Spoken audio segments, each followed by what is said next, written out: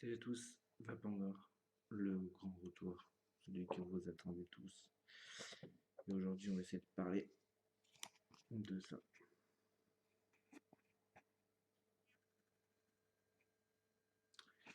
Le Zephyrus de chez Vapodot. Alors, pour ça, on va prendre deux morceaux de mèche du Superfine 200, d'à peu près, vraiment à peu près 2 cm sur un bon gros 5. D'accord? J'en ai deux. Ça, vous allez l'entendre x10. Désolé, qualité micro à chier, à revoir et très vite. Je fais ce que je peux. En tout cas, ça fait très plaisir de revenir. Ça faisait longtemps que je n'en avais pas fait. Ça faisait longtemps que je voulais en faire. Pas trouvé le temps, pas la motivation non plus. On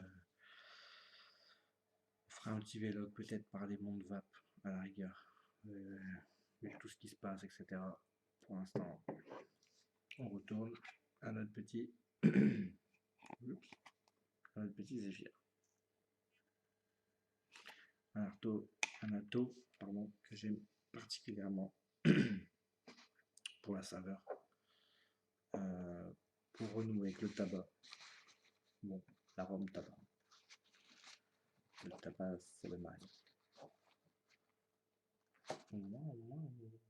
Bon. Donc, le Zéphyr, il est composé de plusieurs pièces et de principalement 3 pièces. D'accord?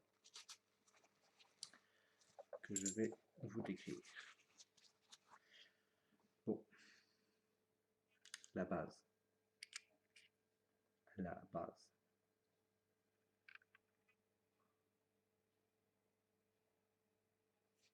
Faire ça.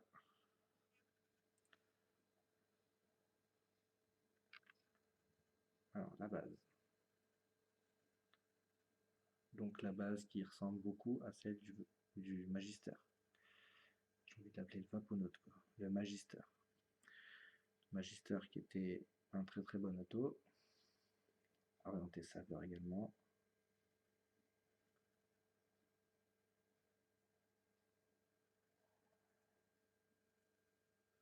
Hop, Paris, fabriqué en France. Bon, c'est une base, quoi. Donc, je la monte sur la rouleau, juste pour le montage. Après, je passerai au pipeline. Désolé. Donc, la fameuse bague d'Airflow que beaucoup n'ont pas compris son utilité numéro 1.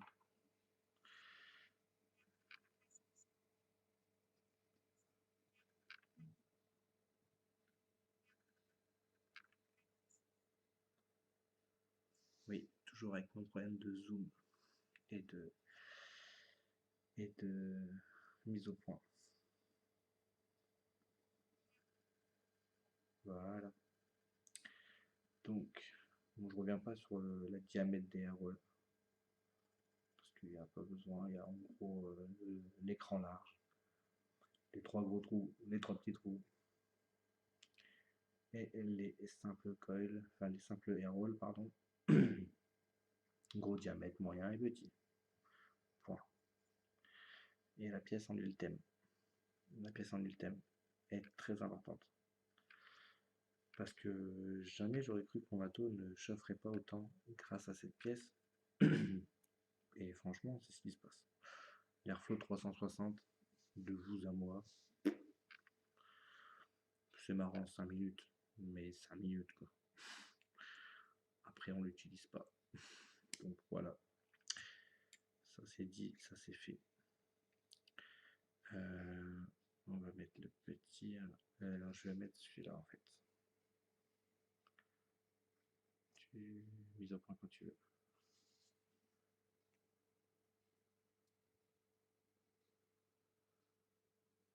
Allez, tu mise au point quand tu veux pas, va te faire foutre. Donc, commence bien cette reprise-là. Mes deux mèches.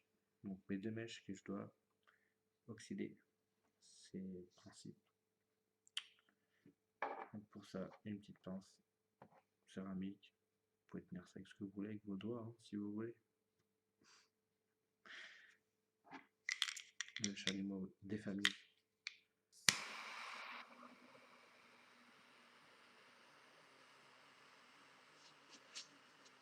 Le chalumeau, c'est un bruit de fou. C'est la fin de sa vie. C'est le premier mèche dans les dents. Je n'ai pas aimé. Moi, oui, non. Bon, comme ça, j'espère que ça va. Que je ne vous ai pas trop manqué. Mais promis, j'améliorerai le son, la vidéo, le cadrage, qui doit être horrible à voir. Ma voix. Je sais pas pourquoi elle est comme ça. Pas pour ça, parce que madame est réveillée à côté. Et je profite de me retrouver seul avec vous pour pouvoir faire cette vidéo, même si elle est au courant. Donc, une mèche oxydée, une mèche non oxydée. Donc, mèche 200 super fine. On va faire la même chose avec cette dernière.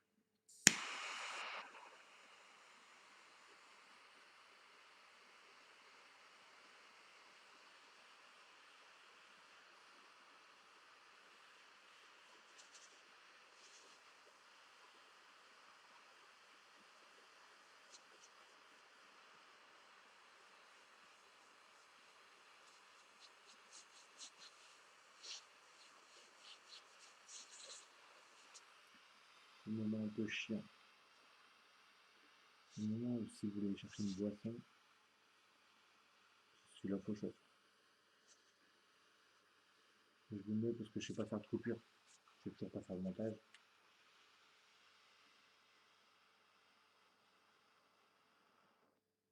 Bon, c'est pas que je sais pas en faire de montage. C'est que j'ai pas envie. C'est pas pareil.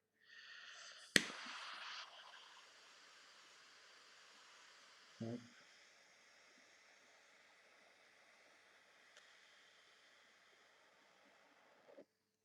Voilà, donc les deux mèches sont oxydées désormais. Donc, on va prendre cette fameuse barre livrée avec qui fait 3,75 mm d'épaisseur. Donc avant ça, je vais faire ce qu'on appelle je fais des gros moi, mais un petit pli. Voilà, je fais un pli de au moins 5 mm minimum. Je sais pas, c'est dans ma tête, ça doit être psychologique. Je reprends la petite barre.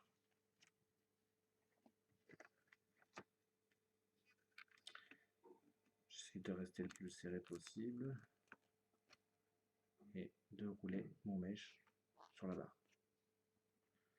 Jusque là, vous me direz tout va bien. Qu'est-ce que je vais faire pour pas que mon mèche... Alors là, c'est plus pour le côté durable du temps. C'est... Comment dire ça? C'est que si je refais un pli là-haut, normalement mon mèche ne se dégradera pas avec le temps. Parce que sur le coup, ça va marcher, pas de problème. Faire fonctionner, c'est faisable. Et si je refais en fait un pli, c'est pour... Alors, je sais pas si vous allez le voir. On va faire autrement.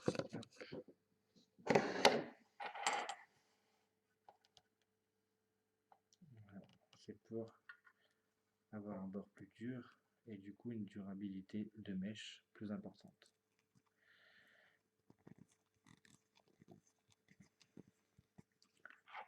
Voilà. Je viens juste le rouler. Le long de la barre, la petite barre. On peut obtenir quelque chose d'à peu près équivalent à ça.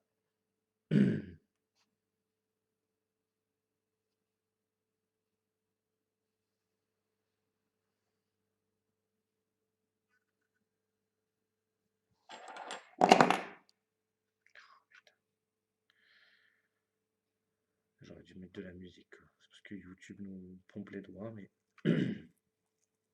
sinon je vous aurais mis l'album de Brave qui tourne en boucle. Ça aurait été très très bien. Donc là je vais sortir mon mèche qui est à peu près fait. À peu près fait. Parce qu'un bon mèche se peaufine toujours. Alors, ça me fait une petite pipe. Enfin une paille, pardon. Pipe. Ah là là là là. Le retour est difficile. Donc mon rebord est là. Ça fait une belle petite... Je vais laisser ça ici. Je vais me prendre un bout de Cantal. Tac. 16316L. Ça me permettra même de faire du contrôle temps. Elle est pas belle la vie. Contrôle temps sur un Zephyr. On aura tout vu. Donc, je me suis pris un bon petit bout de Cantal. Du 316L. Donc celui qui va me permettre de faire du contrôle temps ou pas. Donc là, je vais reprendre la petite barre à 1000. Donc ça, c'est, on va dire, un montage classique. Je vous ferai un montage ribbon si vous voulez, qui est plus pratique limite, je trouve. Enfin, c'est mon ressenti personnel. Alors bah là, on va faire des spires bien espacées. Attendez, je l'ai fait grossièrement. Hop. Oh, c'est très grossier. D'accord. Hop. Hop. Et que je viens rapprocher en pressant. Et vous lâchez. Et vous obtenez ce truc à peu près